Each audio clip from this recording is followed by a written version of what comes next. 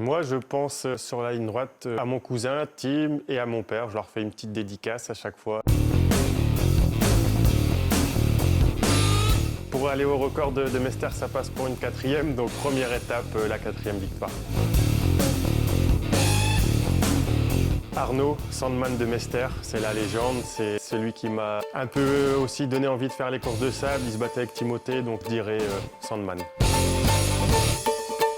Pas prévu actuellement. C'est vrai que c'est une belle course, mais c'est vraiment pas dans mes plans sportifs.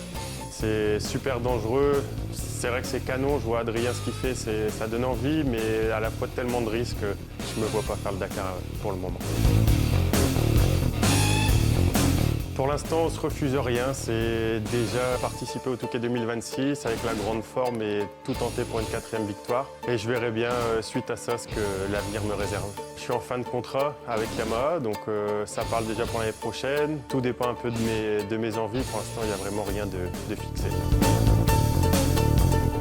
Cassel, full Cassellois. À Cassel, c'est là où j'ai grandi. C'est vraiment mon village de cœur et il y a vraiment une ambiance particulière qu'on retrouve nulle part ailleurs. Et il y a le fameux motocross de Cassel. C'est l'arrivée, sans hésitation, quand le résultat est bon. Le départ, maintenant, c'est vrai que ça devient très stressant avec le convoi. Peu de place aussi sur la première ligne, donc tout le monde se bat un peu. Donc c'est pas mon moment préféré, c'est vraiment l'arrivée.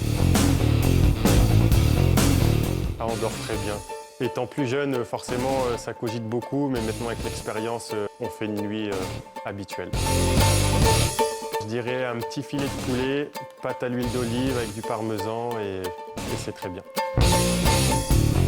Là, c'est différent. Ça commence déjà avec un Welsh et une entrecôte parce que c'est ce qui me manque le plus, je pense, c'est la bonne nourriture. Et après, ouais, forcément, on goûte un peu à toutes les joies du Touquet.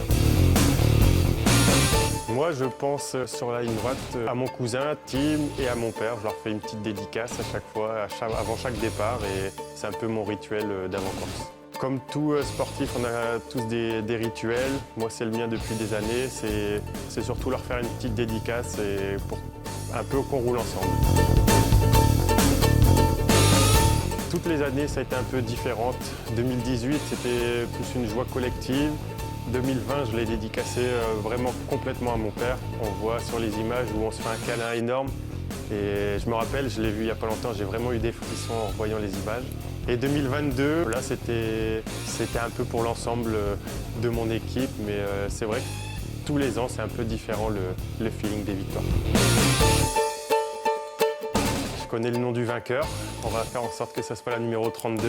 Après, le reste, on est plusieurs à se battre pour le podium, donc la bataille sera belle.